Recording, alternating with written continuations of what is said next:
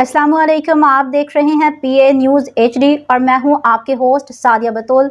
शामिल करते हैं आज की अहम खबरें। अब खबर शामिल करते हैं गुजरांवाला से। नुमाइंदा मोहम्मद तैयब ताहिर के मुताबिक मीडिया वर्कर और सब एडिटर्स एसोसिएशन गुजरांवाला के अहदेदारान के सीनियर नायब सदर PFUJ राजा हबीबुर रहमान से खसूसी मुलाकात में अखबारी सनत का बहरान और मीडिया वर्कर्स और सब एडिटर्स की मुश्किलात के मौजू पर गुफ्तगू हुई।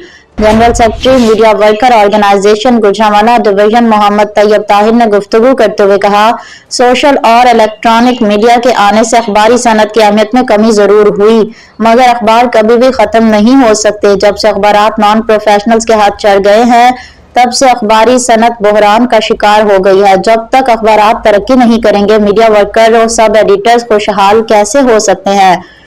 सदर सब एडिटर्स एसोसिएशन इमरान महर ने इज़हार ख्याल करते हुए कहा कि अखबारी शुबे में सब एडिटर्स को मुतबादिल ज़राए आमदन फराहम करने के लिए दौर जदीद के तकाज़ों के मुताबिक खुद को अपडेट करें।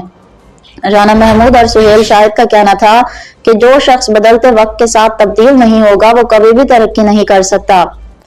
अहमद रजा मिनहास और एहसान अली ने कहा कि अखबारी सनत के बहरान की एक बड़ी वजह सोशल मीडिया और डमी न्यूज चैनल्स अखबारात भी हैं। जब तक इन मुहासबा ना किया जाएगा, अखबारी सनत दोबारा अपने पांव पर कभी खड़ी नहीं हो सकती।